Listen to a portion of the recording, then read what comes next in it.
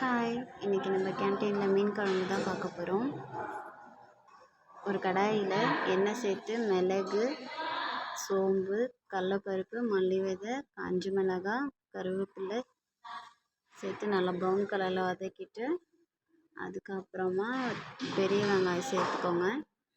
அதுக்கப்புறம் தேங்காய், தக்காளி இதெல்லாம் சேர்த்து நல்லா வறுத்து எடுத்துக்கோங்க. கூட கொஞ்சம் மஞ்சள்தூள் சேர்த்து அதை அரைக்கி போட்டுடலாம்.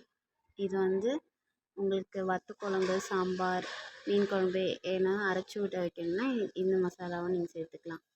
அதை அரைச்சிட்டு அதுக்கப்புறம் ஒரு கடாயில் எண்ணெய் விட்டு வெந்தயம், காஞ்ச மிளகாய், கருவேப்பிலை, சின்ன வெங்காயம் சேர்த்து நல்லா வதக்கிட்டு தக்காளி சேர்த்துட்டு மசாலா சேர்த்து அதுக்கப்புறம் புளி கரைச்சி ஊற்றிட்டு அரைச்சி வச்ச மசாலாவையும் சேர்த்து கொஞ்சம் நேரம் நல்லா கொதிக்கணும்.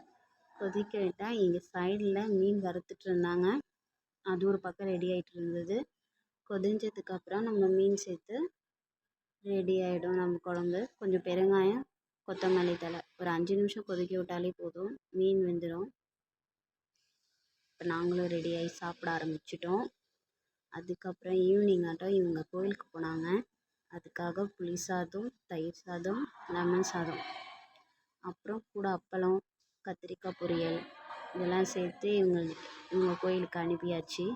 இவங்கள போய் நாங்கள் ட்ராப் பண்ணிட்டு வரும்போது அங்கே ஒரு பாப்பா அழகானா அவங்க கூட சேர்ந்து செல்ஃபிலாம் எடுத்துகிட்டு வரும்போது ஐஸ்கிரீம் சாப்பிட்டுட்டு ஜாலியாக என்ஜாய் பண்ணி முடிச்சிட்டோம்.